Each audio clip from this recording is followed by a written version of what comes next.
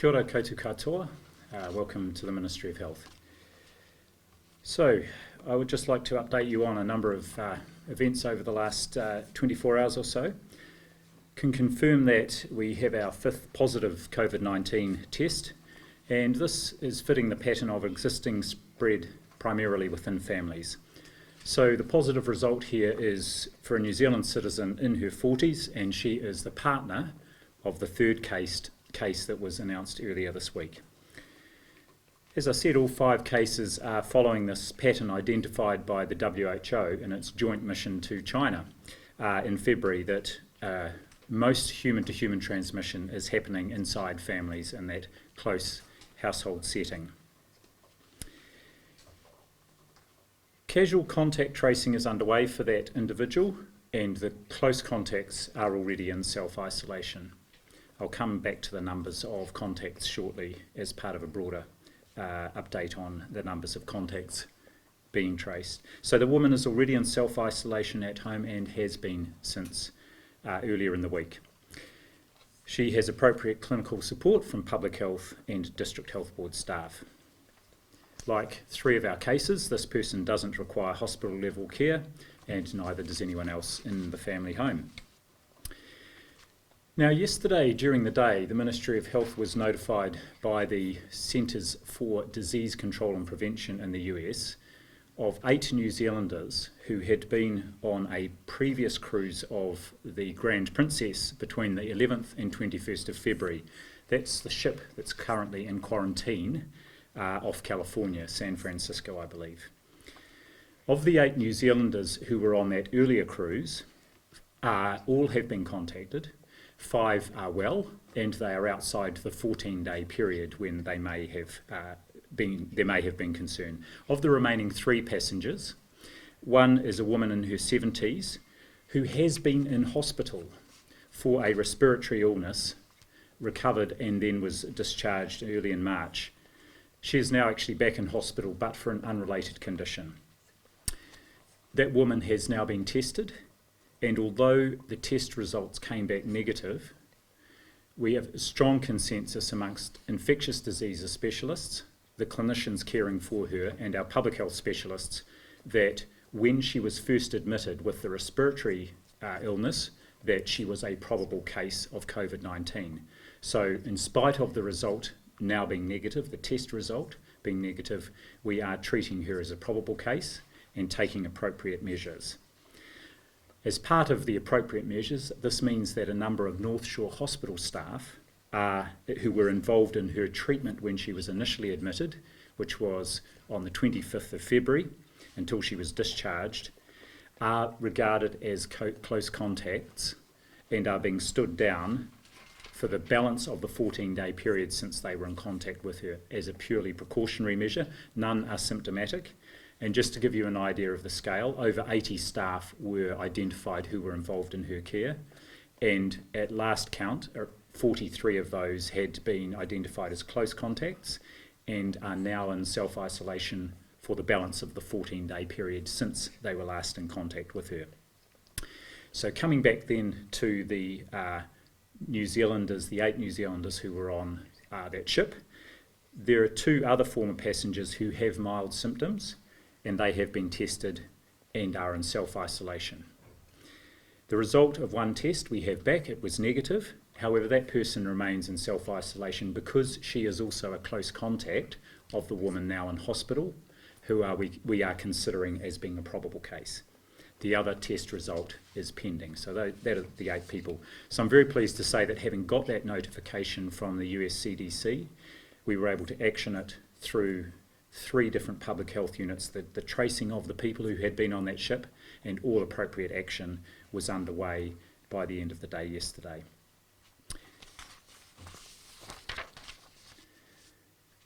The woman currently in hospital in North Shore travelled back to New Zealand from San Francisco, arriving in New Zealand on the 25th of February, so some 11 days ago now. That was Air New Zealand flight NZ7. As I say, it's been 11 days since the flight arrived, and all close contacts of the woman who have now been identified and contacted, that is, any that were not on that flight. Anyone on that flight who is considered a close contact, as we go through the arrival cards and the passenger manifesto, will be contacted by Public Health Unit staff to check on their wellbeing and to ask them to go into self-isolation for the balance of the 14-day period. As I say, that will only be 3 days. Others who may have been casual contacts do not need to worry. They should, as with any casual contact and any New Zealander, know what the symptoms of COVID-19 are, in particular cough, fever, difficulty breathing, but could be just a mild respiratory illness, runny nose, sore throat, just to know that, and if they are concerned, should get in touch with Healthline. So we are in that phase, as you will well know, over this last week, where we are starting to see these sporadic cases. We are actively trying to find cases and testing to ensure that we do find those cases. Okay, just then to the testing, which I've just mentioned. We've now completed 218 tests. The 5 positive results, as I mentioned, and we have 2 probable cases. Of course, the woman in North Shore Hospital and the grandfather in the household where, which is the household that case 3 and case 5 are in. I mentioned yesterday that I had asked for information about contact tracing, just to give an idea of the numbers of people being followed up by the Public Health Unit in Auckland and around the country. And I've got some of that information, particularly about the close contacts. So case 1, which was the person who had travelled from Iran and is in Auckland Hospital still, improving and with discharge planning happening. There were 26 close contacts and 126 casual contacts. Case 2, 100 close contacts. Have all been contacted, and they are in self-isolation and being monitored by the Public Health Unit. Over 300 casual contacts there. A reminder that casual contacts are asked just to be aware of symptoms and to seek assistance, either through Healthline or by phoning their GP if they develop symptoms. The third case, a much smaller number, just 18 close contacts, and a very small number, 7 casual contacts. And case 4, there are 8 close contacts. And finally, case 5, which I've just let you know about today, the woman in hospital in North Shore. Close contacts are still being all identified. All the family or friends are in self-isolation, and as I've said, there is a number of staff members from North Shore Hospital who are being contacted, and some of those, over 40 so far, have been asked to go into self-isolation for the balance of the 14-day period. Of course, for case 4, this was the person who had been to the Tool concert, and their information has gone out about those people who were at that concert and on the floor, part of the Spark Arena. And just a quick update on that. We now know Spark Arena and Ticketmaster have worked together to get in touch with the relevant concert goers. That is the people who were in that area where the case was. They've told us they've been in touch with all those who were in general admission standing area in that front left-hand quadrant and who may have been close to the confirmed case. And just to repeat, the advice for those people, it is to look out for symptoms, fever, cough, difficulty breathing, could be a sore throat or runny nose, and if you get any of those symptoms, to call Healthline, of course, and not to go to work or other places. If you don't have symptoms, you don't need to call Healthline. And there's very good information on our website about the symptoms and other things you need to know. The communications campaign, wider public information campaign, is ramping up. You'll start to see posters in public places, bus shelters, and so on. And we know the campaign is prompting discussion and questions, in particular about how to best wash hands. And there is good advice, not just on our website, but around the place. And I think the Prime Minister and the Prime Minister's Chief Science Advisor this morning were doing a video on that covers hand washing and other things that New Zealanders can do to help the effort. So let me just look. Finally, in terms of our expert advice, our technical advisory group met on Thursday. We asked them to look at the case definition in particular and any other advice. and the updated case definition and advice for health professionals. It's quite a substantial document. We've updated that advice. The renewed advice will be on our website presently. And a couple of things there I just want to emphasise, that there's quite a detailed case definition to prompt testing of appropriate people. But right from the start, it's been emphasised that even if someone does not fit the epidemiological or the symptom criteria, clinical judgment should still apply if there's any concern on the part of the clinician. And we've reiterated in there, because of the changing circumstances around countries that have got cases and where there are outbreaks, even if someone doesn't quite meet the clinical case definition, if the clinician is concerned and they think testing is warranted, then they should go ahead. And the final point about that is just reiterating that as part of the process with close contacts, inside the family home, anyone symptomatic will be tested, and even asymptomatic family members will be offered testing after there's been a discussion, of course, around what the implications of a negative and or a positive result are. So I'll stop there, and I'm happy to answer any questions. Dr. Bluefield, what about this fifth positive case? Are there any concerns about their movement? I imagine they've probably been in quarantine or isolation, but any concerns around their movement? So they've been in self-isolation, and what I can say is this person does have a workplace, but was not in that workplace for 48 hours before she'd started to develop symptoms, so we think there's a very low risk in the workplace. We'll be, of course, advising the workplace. Otherwise, her close contacts were similar to that of her partner, and the appropriate precautions were already in place. Are you able to tell us that workplace at all? Or? No, I don't know what the workplace is, but we're going to find out. The two probable cases, does that mean it's likely that they've had it and it's likely that it's going to come back? Yes, so yes, it means that they, in our view, they have had it, but no, we don't think it will come back. So, and hence the negative tests now. The first of those probable cases was described as the grandfather in the household, where we now have two cases.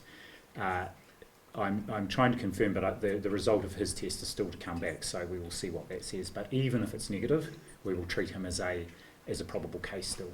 And then we have the person who's in hospital. Again, if you look at the clinical picture and the circumstances and the link back to that cruise, where there are now several people who have been confirmed on that cruise between the 11th and 21st of February as having COVID-19, we're just strongly suspicious, so we're going to act as if it was a case. Apparently there are 3 Kiwis on the Grand Princess at the moment. Can you confirm that? So I read this morning that there is a few crew members who are Kiwis, and we haven't been notified yet, but we will be actively waiting to hear if there are any Kiwis who are passengers on that cruise now, on the ship that's quarantined off California. So we will let you know once we hear that. So you don't know whether they're being tested or are going to be tested, the crew members? No, I don't. I did see this morning that there's only 100 or so people on the ship who are going to be tested, so we'll wait to hear any results and if any of those are New Zealanders. Just on GPs, what do you say to clinics who say they haven't received any PPE from the Ministry of DHBs despite assurances that they should have?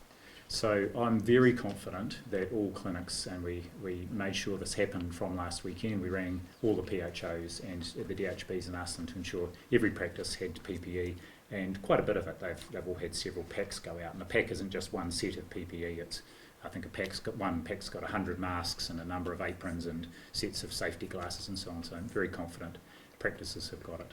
Okay. Dr. Bloomfield, how out of control is this getting? I mean, we're seeing like more sporadic cases now. You know, it's kind of ramped up in the past week. You know, it was just last Friday where we had our first confirmed case. There was a report out of Australia, I think, this morning, which estimated for every one case there may be unidentified, you know, up to a dozen other cases. I mean, how widespread could this actually be? That the ministry doesn't actually know about, you know? I think, you know, the question's an interesting one. If we think about our 5 confirmed cases, there are 3 settings really, because two of them are couples, so related to another one. So we know about those cases. And the key thing here is, in terms of stopping it getting out of control, is to make sure you find cases and then you appropriately find the close contacts and isolate them. And there are a number of features around this virus and the way it behaves that suggests that that approach is effective in stopping onward transmission. In particular, the evidence to date that asymptomatic transmission seems to be very, very low, and also the evidence that most transmission happens in the family household situation. So there may be cases out there we don't yet know about. That's why we're actively case finding. But quite clearly we have a much smaller number of cases at the moment than Australia. Can you talk about the demand on healthline? Is it getting too much for staff to cope? Well, they are increasing the number of staff. There is heavy demand. I think people are using that COVID-19 number as a way of getting information. And again, just to remind people that there is plenty of information on our website, and the healthline is particularly for people who are unwell, who actually have symptoms, not just of COVID-19 but of other conditions. So there is high demand, and we're working with them to help meet that demand. Do you know how long the wait times are at the moment? I don't know what the wait times are. It varies at the time of day. I know they have surges, and usually straight after my media stand-up they get a surge, especially yesterday after the announcement around the Tool concert. But just to reiterate, there's good information on our website, and really the key people who we want to ring Healthline are the ones who have symptoms and just want to get assurance about whether or not they should seek medical attention. Do you know how many different languages are spoken by interpreters that might work for Healthline? Dozens, and in particular if you think about the countries like Iran, there are Farsi interpreters, there are dozens of Mandarin speaking people. They can, actually not even interpreters, but also people who are trained and can talk with people in a range of languages. And the ministry talk at all, Dr. Bloomfield, about that strain that's actually on Healthline? There was a report yesterday that you're now recruiting via social media urgently for extra staffers. I mean, are we even prepared to deal with a sustained outbreak, if this continues to snowball? I mean, we've heard from unions kind of over and over that we're at the limit, right now, and these health workers are already under strain. We're going into flu season. I mean, what is kind of the risk here if this keeps going? Sure, and that's why we've got a whole lot of preparation underway for both the health system and across government. In terms of the health system preparations, I mean, two things you've talked about there. One is Healthline, and they have been training lots of new people to come on board and assist, and also we can tap into what we've done previously is use people who work in the DHBs as well, because remembering these people aren't in a call centre. Most of them are set up to operate at home, and in particular if they need clinical staff, they can use existing DHB staff.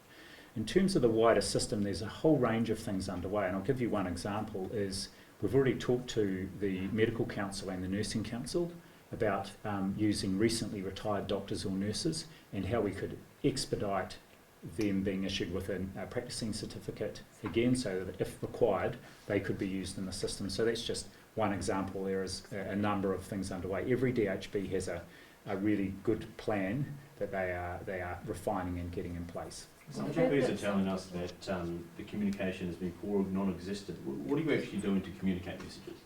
To GPs? Yeah. Oh, well, we've had the College of GPs involved right from the start on our technical advisory group, and we're meeting with them regularly. One of our staff members, our primary health clinical advisor, is working pretty much full-time in the unit and liaising with GPs. We use the DHB and PHO network, and there's also a way we can push information out directly to GPs. So, my sense is many GPs are comfortable with the information they're getting, and any queries we get in, whether it's around what to do if they have to stand down for 14 days, how do they keep the practice going, a whole range of things. There were the PPE queries. We're collecting those. We've got a primary care subgroup that's working on those issues to support primary care. Most clinics don't have isolation rooms, or the ability to clean after each suspect patient. Can you see the problem if a clinic is having to sanitise after each case or appointment? Look, I think what we found 10 years ago during the swine flu pandemic was that general practice developed and implemented a range of ways that they could assess and test people without having to create a big disruption in their practice. That can involve someone actually putting the PPE on and going assessing a person in the car. It often involves bringing a person in a back door and just limiting their contact, And look, the cleaning is just the standard cleaning you would do after someone who had been in the clinic with any infectious disease like norovirus or possibly even influenza. You talked about the caveat. There's a GP that's had the idea of a drive-through clinic to check for coronavirus. Do you know about that, or what do you think about that? Yes, I read about that this morning. I think nothing's off the table. Of course, I think that there are two things about that. One, I don't think that would be enough because some people don't have a car and they may need to go by transportation to visit a doctor, use a different form of transportation. But one of the key issues that was trying to address was people ringing ahead. I think that's still the mainstay, is people either calling Healthline or calling their own GP. What we want is a range of options. I don't think we want exclusive options. We've heard that some people are being rushed off the phone when they're calling Healthline. Are you concerned that some people might not be getting enough information because there's such a demand on the service?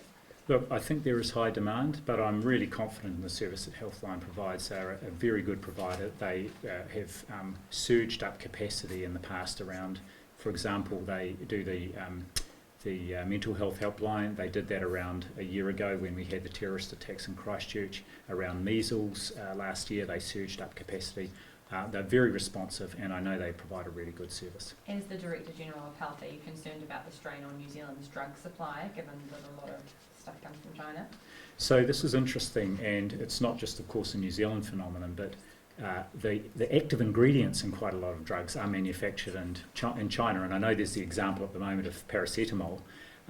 It wouldn't matter whether we had 2, 3 or 4 brands that were publicly subsidised. It's the active ingredient manufactured in China that then goes to other countries for actual inclusion in the tablets or other formulations. So yes, it's an issue, but what I am encouraged by, of course, is that China is kind of starting up again because they are confident that the quite stringent measures they put in place have stopped the spread of the disease, and they can restart their industry and transportation and so on. So I think within the next few weeks, the supply chains will be open again. Okay. And can you give us an update on the condition of all the confirmed cases so far? Improving? Yes, well, we've got the 5 confirmed cases. There are 2 in hospital. The first woman is improving and discharge planning well underway, so that's good to hear. And then the other woman in hospital is the one I just talked about today, but she's not in hospital for her respiratory illness. All the others are at home and mild symptoms and just, fine really.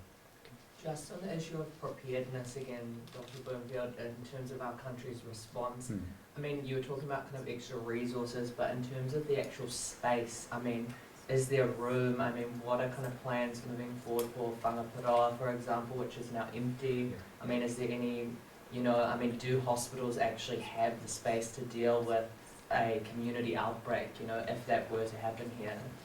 There's a whole range of things you can do, particularly around hospitals, and what if we get a number of cases or a large number of cases, then what hospitals will tend to do would be set aside specific wards for treatment of people with COVID-19. And then you would use what we call ambulatory care, so more looking after people who could be looked after in their own homes through primary care, through district nursing services, and the use of home and community support services. So these are all things that are well described in the plan and all part of the planning. At what stage would we move to the next stage of New Zealand's pandemic plan, the manage it stage? I think that's how bad would it have to get before we moved on to that? Well, manage it is effectively when you've got widespread community outbreak and efforts to just contact trace and contain are no longer worth doing, or you can't really sustain them. So saying, it's not inconceivable that you could take different approaches in different parts of the country. We see every year with influenza that actually it doesn't just pop up across the whole country at the same time, it tends to move through. So you might be at in one place in a manager type arrangement, whereas in others you might still be actively case finding, close contact tracing, self-isolation. So it's probably more a mix of things as we move further in, but at the moment we're still very much in that stamp it out phase. But would be closer to the next phase in Auckland, for example, than well, remember it's still a handful of cases and an even smaller number of family situations that's in. One more question. Just one more. In terms of the pattern within families, what's your expectation of more cases, within family that are in isolation or close contact? Well, remember, even when you've got families in self-isolation, they can, within the family home, can undertake social distancing to reduce the risk of people who are infecting others in the family, and so they get good advice on how to do that. So that's a really key part of self-isolation, even for people who are not symptomatic but may have been in close contact. Is the risk, Dr. Bloomfield, for community outbreak here still low? I mean, what is the risk now that there's hundreds of people clearly who may have come into close contact with these 5, maybe more than 5? I mean, what is that now, you know? Well, we still assess it as low, and we're doing everything we can to keep it low, because we have all those close contacts in self-isolation for the 14-day period, and that's the purpose of the contact tracing and self-isolation. And you can see countries around the world that have done this effectively have been able to prevent onward community transmission. Taiwan is a very good example, so everyone's looking very closely at what Taiwan has managed to do here with their interventions, and we're having a close read of. We've got a very good report from our Foreign Affairs colleagues from there, which we'll be having a close look at.